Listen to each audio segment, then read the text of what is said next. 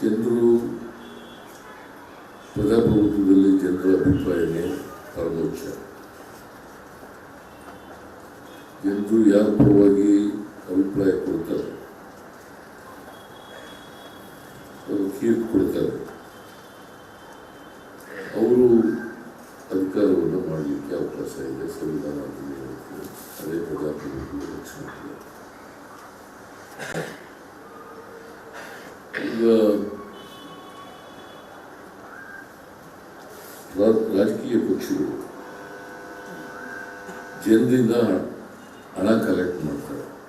ಪಕ್ಷ ನಡೆಸಬೇಕಲ್ಲ, ರಾಜಕೀಯ ಪಕ್ಷ ನಡೆಸಬೇಕಾದ್ರೆ ಜನರು ದೇಣಿಗೆ ಕೊಡ್ತಾರೆ, ಪಕ್ಷಕ್ಕೆ ವಂತಿಗೆ ಕೊಡ್ತಾರೆ.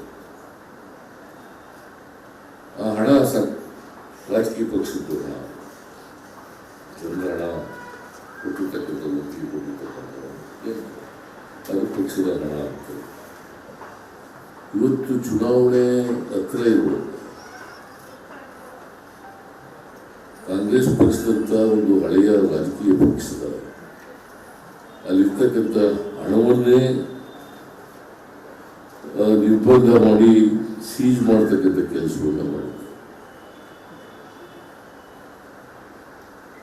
ಇದು ನೀವು ಯೋಚನೆ ಮಾಡಿ.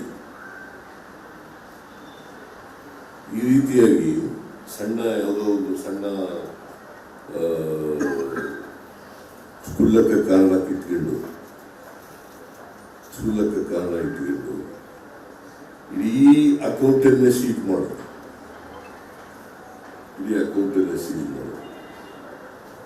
ಹಿಂದೆ ಯಾವಾಗಲೂ ಕೂಡ ಆಗಿಲ್ಲ ಸ್ವತಂತ್ರ ಭಾರತ. ಇದು ಮೊದಲನೇ ಬಾರಿಗೆ ಈ ರೀತಿಯಾಗಿ ಒಂದು ಪಕ್ಷದ ಇಡೀ ಅಕೌಂಟನ್ನು ಸೀಜ್ ಮಾಡ್ತಕ್ಕಂಥದ್ದು.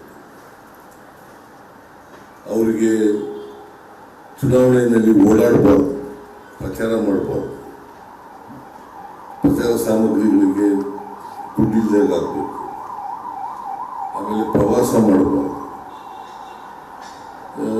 ಚುನಾವಣಾ ಕ್ಯಾಂಪೇನಿಂಗ್ ಮಾಡ್ತಕ್ಕಂಥದ್ದು ಕೂಡ ಮಾಡಲಿಕ್ಕೆ ಆಗದೇ ಇರತಕ್ಕಂಥ ಪರಿಸ್ಥಿತಿಯನ್ನು ನಿರ್ಮಾಣ ಮಾಡಿದೆ. ಇದು ಅತ್ಯಂತ ಖಂಡನೀಯ ಮತ್ತು ಪ್ರಜಾಪ್ರಭುತ್ವ ವಿರೋಧಿ ಕ್ರಮ. ಇದರಿಂದ ಏನಾಗ್ತದೆ, ಪ್ರಜಾಪ್ರಭುತ್ವ ಹಾಳಾದರೆ, ಸಂವಿಧಾನ ಹಾಳಾದರೆ, ನಮ್ಮಲ್ಲಿರ್ತಕ್ಕಂಥ 3 ಅಂಗಗಳೇನಿದ್ದಾವೆ, ಕಾರ್ಯಾಂಗ,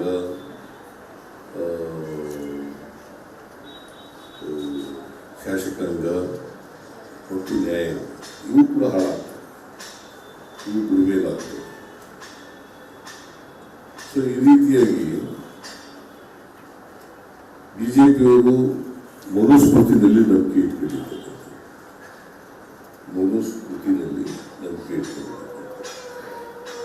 ಅಸಮಾನತೆ ಸಮಾಜದಲ್ಲಿ ಇರಬೇಕು ಅಂತಕ್ಕಂಥದ್ದು ನಂಬಿಕೆ ಇಟ್ಕೊಂಡಿದ್ದಾರೆ. ಮೇಲು ಕೀಳು ಇರಬೇಕು ಅಂತಕ್ಕಂಥದ್ದು ನಂಬಿಕೆ ಇಟ್ಕೊಂಡಿದ್ದಾರೆ. ಅಸಮಾನತೆ ಇದ್ದರೆ,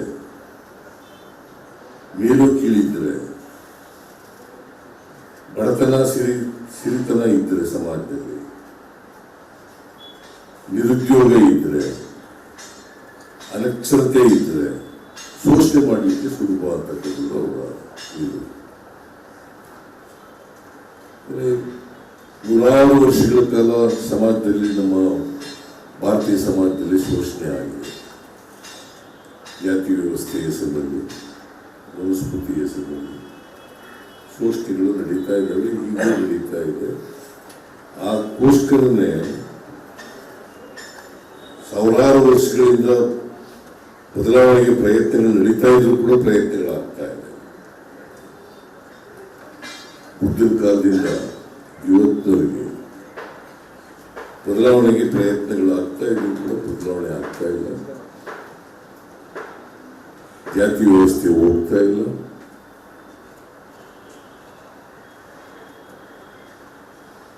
ಅಸಮಾನತೆ ತೊಲಗ್ತಾ ಇಲ್ಲ. ನಮ್ಮ ಸಂವಿಧಾನದಲ್ಲಿ ಬಹಳ ಸ್ಪಷ್ಟವಾಗಿ ಅಸಮಾನತೆಯನ್ನು ತೊಲಗಬೇಕು ಅಂತಕ್ಕಂಥದ್ದು ಬಹಳ ಸ್ಪಷ್ಟವಾಗಿರ್ತಕ್ಕಂಥ. ಸಮಾನತೆ ಬರಬೇಕು. ಎಲ್ರಿಗೂ ಸಮಾನ ಅವಕಾಶಗಳು ಸಿಗ್ತದೆ, ಸಮ ಸಮಾಜ ನಿರ್ಮಾಣ. ಇದಕ್ಕೆ ವಿರುದ್ಧ ಇರ್ತಕ್ಕಂಥವರು ಭಾರತೀಯ ಜನತಾ ಪಕ್ಷ. ಅದಕ್ಕೋಸ್ಕರವೇ ಅವರು ಪ್ರಜಾಪ್ರಭುತ್ವ ವಿರೋಧಿಯಾದಂಥ ಕ್ರಮದ ಮೂಲಕ ಇವತ್ತು ರಾಜಕೀಯ ಪಕ್ಷಗಳ ಕತ್ತನ್ನು ಇಸತಕ್ಕಂಥ ಕೆಲಸವನ್ನು ನಾನು ಸುರ್ಜೇವಾಲಾ ಅವರು ಹೇಳಿದ್ನೆಲ್ಲ ಮತ್ತೆ ರೀಟ್ರೇಟ್ ಮಾಡಕ್ಕೆ ಹೋಗಲ್ಲ. ಇದು ಅತ್ಯಂತ ಖಂಡನೀಯವಾದಂಥ ರೀತಿಯಲ್ಲಿ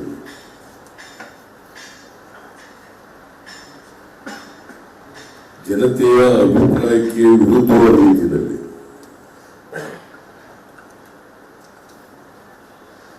ಸಂವಿಧಾನಕ್ಕೆ ವಿರುದ್ಧವಾದ ರೀತಿಯಲ್ಲಿ ನಡ್ಕೊತಾ ಇದ್ದಾರೆ. ಒಂದು ಪಕ್ಷದ ಅಕೌಂಟ್ ಅನ್ನ ಸೀಟ್ ಮಾಡಿ ಆ ಪಕ್ಷನ ನಿಷ್ಕ್ರಿಯಗೊಳಿಸ್ತಕ್ಕಂಥ, ಕತ್ತಿಸಿರ್ತಕ್ಕಂಥ ಕೆಲಸ ಮಾಡ್ತಾ ಇರ್ತಕ್ಕಂಥ ರೀತಿಯಲ್ಲ, ಅದು ಚುನಾವಣಾ ಸಂದರ್ಭದಲ್ಲಿ ಮಾಡ್ತಾ ಇರ್ತಕ್ಕಂಥ ಇದೆಯಲ್ಲ, ಇದನ್ನು ಯಾರು ಕೂಡ ಒಪ್ಪಲಿಕ್ಕೆ ಸಾಧ್ಯ ಇಲ್ಲ. ಯಾಕೆ ಹಿಂಗೆ ಮಾಡ್ತಾ ಇದ್ದಾರೆ ಅಂತ ನನಗನ್ಸುತ್ತೆ, ಅವ್ರಿಗೆ ಸೋಲು ಭೀತಿ ಶುರುವಾಗಿದೆ. ಈ ಲೋಕಸಭಾ ಚುನಾವಣೆಯಲ್ಲಿ ಸೋಲ್ತೀವಿ ಅಂತಕ್ಕಂಥ ಭೀತಿ ಶುರುವಾಗಿದೆ. ಆ ಭೀತಿಯಿಂದ ರಾಜಕೀಯ ಪಕ್ಷವನ್ನು ನಿಷ್ಕ್ರಿಯಗೊಳಿಸ್ತಕ್ಕಂಥ ಕೆಲಸವನ್ನು ಮಾಡ್ತಾರೆ.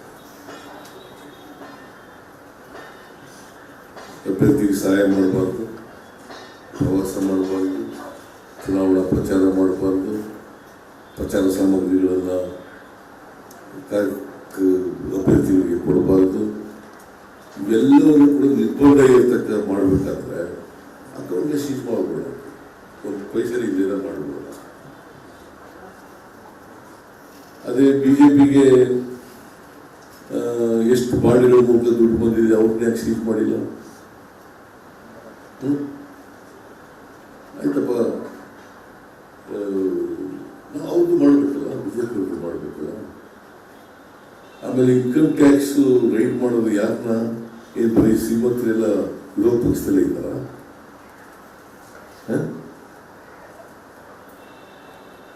ಅಕ್ರಮವಾಗಿ ಸಂಪತ್ತು ಗಳಿಸಿದವರು ಬರೀ ಬಿಜೆಪಿ ಇದರಲ್ಲಿ ಇದ್ದರು, ವಿರೋಧ ಪಕ್ಷಗಳಲ್ಲೇ ಇದ್ದಾರೆ. ಏನು ಬಿಜೆಪಿಯಲ್ಲಿ ಯಾರು ಇಲ್ಲವೋ?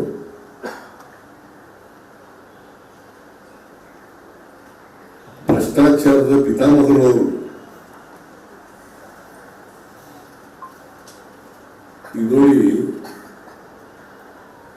ಈ ಆಪರೇಷನ್ ಕಮಲ ಅಂತ ಶುರು ಮಾಡಿದ್ದು ಕರ್ನಾಟಕದಲ್ಲಿ ಅವರೇ ಅಲ್ವಾ? ಏನು ಆಪರೇಷನ್ ಕಮಲ ಸುಮ್ಮನೆ ಮಾಡಲ್ಲ, ರಾಜೀನಾಮೆ ಕೊಡಿಸಿ ಕೋಟಿಗಟ್ಟಲೆ ದುಡ್ಡು ಖರ್ಚು ಮಾಡಿ, ಎಲೆಕ್ಷನ್ ಖರ್ಚು ಮಾಡಿ, ಅವ್ರಿಗೆ ರಾಜೀನಾಮೆ ಕೊಟ್ಟವರಿಗೆ ಕೋಟಿಗಟ್ಟಲೆ ಹಣ ಕೊಟ್ಟು ರಾಜೀನಾಮೆ ಕೊಡಿಸಿ ಇವತ್ತು ಕೂಡ ಪ್ರಯತ್ನ ಮಾಡ್ತಾರೆ ಕರ್ನಾಟಕದಲ್ಲಿ.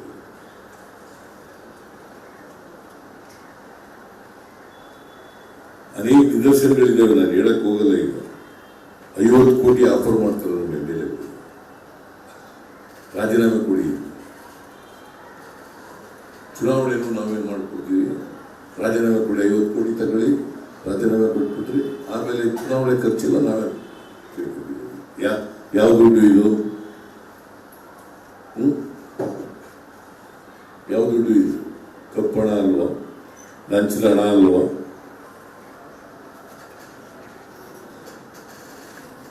ಈಗ ಬಿಜೆಪಿಯವರು ಪ್ರಜಾಪ್ರಭುತ್ವದ ಎಲ್ಲ ಮೌಲ್ಯಗಳನ್ನೆಲ್ಲ ನಾಶ ಮಾಡ್ತಾ ಇದ್ದಾರೆ, ಸಂಸದೀಯ ವ್ಯವಸ್ಥೆಯನ್ನು ನಾಶ ಮಾಡ್ತಾ ಇದ್ದಾರೆ.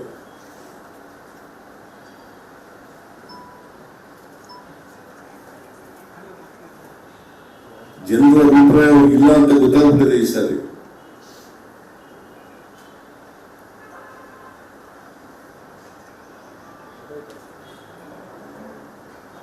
ಈ ಭಾವನಾತ್ಮಕವಾದ ವಿಚಾರಗಳನ್ನು ಎಷ್ಟು ದಿನ ಹೇಳ್ಕೊಂಡಿರ್ಲಿಕ್ಕೆ ಸಾಧ್ಯ ಆಗ್ತದೆ? 370 ಆರ್ಟಿಕಲ್ 370 ಮಾಡಿದೀವಿ. ಎಂಥದ್ದು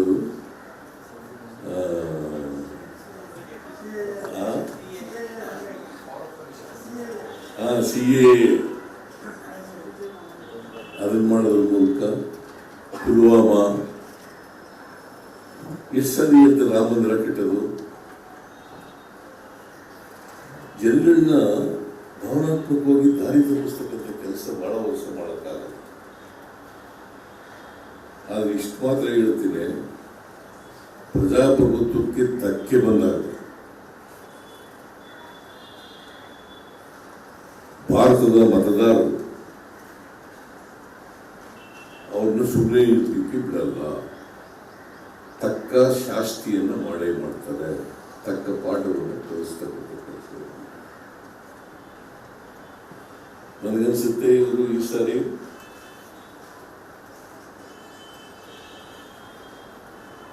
ಚೆನ್ನಾಗಿ ಪಾಠ ಕಲಿಸ್ತಾರೆ ಅಂತ ಪೂರ್ಣವಾಗಿ ನನಗೆ ವಿಶ್ವಾಸ ಇದೆ, ನಂಬಿಕೆ ಇದೆ.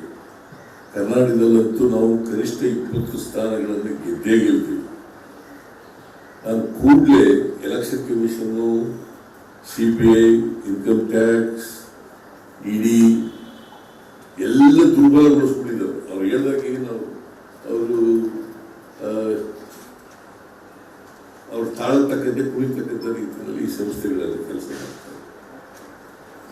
ನಾನು ಈಗಲೂ ಕೂಡ ಎಲೆಕ್ಷನ್ ಕಮಿಷನ್ಗೆ ಒತ್ತಾಯ ಮಾಡ್ತೀನಿ, ಕೂಡಲೇ ಇಂಟರ್ಫಿಯರ್ ಆಗಿ ಇವತ್ತೇನು ಅಕೌಂಟ್ಸ್ನ ಸೀಜ್ ಮಾಡಿದ್ದಾರೆ ಅದನ್ನ ಮತ್ತೆ ಕಾಂಗ್ರೆಸ್ ಪಾರ್ಟಿಗೆ ರೆಸ್ಟೋರ್ ಮಾಡಬೇಕು ಅಂತೇಳಿ ಒತ್ತಾಯ ಮಾಡ್ತೀನಿ.